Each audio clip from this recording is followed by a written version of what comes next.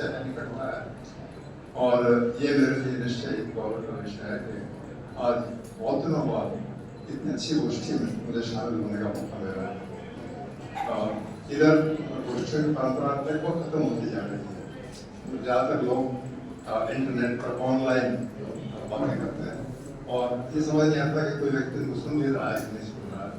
और ऐसे माहौल में पूरा हॉल भरा हो, सब के सब लोग ध्यान से सुन रहे हैं, समझ रहे हैं, ये बहुत काम होता है।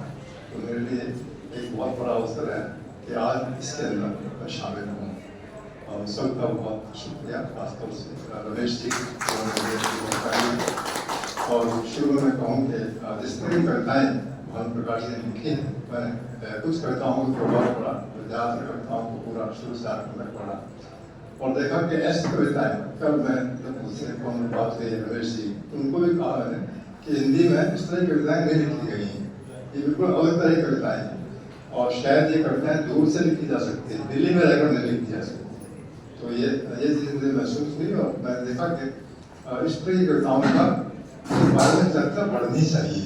आज इन कविताओं की ज़रूरत है, जहाँ मूल्यों की बात हो रही है, जहाँ मनुष्यता की बात हो रही है, जहाँ एक खास तरह की गरिमा की बात हो रही है, जो ज़्यादातर समकालीन कविता से गायब है।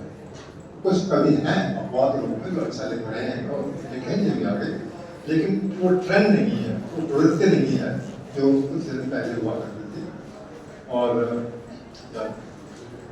जिस उम्र में हम लोग हैं, संजीव जी में, तो संस्करणों की बड़ी भूमिका हो जाती है। तो एकदम से जब कुछ लोगों ने आपातकाल की बात की तो मुझे कुछ ध्यान आया कि हाँ, आपातकाल था और आपातकाल में काफ़ी भय का माहौल हो गया था। इतना माहौल हुआ था कि बड़े बड़े अखबारों के जो संपादक थे, जिनकी प्रसिद्धि पूरे विश्व तक फैली थी, वो तक भी लिखने से कतरा रहे थे। कुछ लोगों ने कुछ लिखने की कोशिश की तो उनको दबा दिया गया।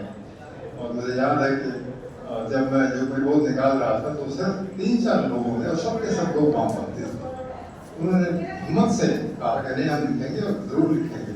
और मुझे तो याद है कि रब्बी जी जो यहाँ पर भी पहले मौजूद थे, शायद चले गए हैं, रब्बी जी कविताएं छापने का मुझे मौका मिला उस वक्त, और उन्होंने आपातकाल के ऊपर बड़ी गहरी चिंता ही व्यक्त नहीं की, बल्कि इसका मजाक भी उड़ाया और कहा कि नहीं, कितना ही भय हो, लेकिन मैं जरूर अपनी बात कहकर रहूँगा। शमशेर जी ने एक बहुत अच्छी कविता मुझे उस वक्त दी और कहा कि वो कविता का मुझे एक लाइन याद है तक कि इन्हीं गलियों में से गालिब की नींद तो रात भर नहीं आती। ये पूरी कविता उनकी है, उसकी एक ये पंक्ति मुझे आज तक याद है। संजीव जी उससे कुछ देर बाद ही साहित्य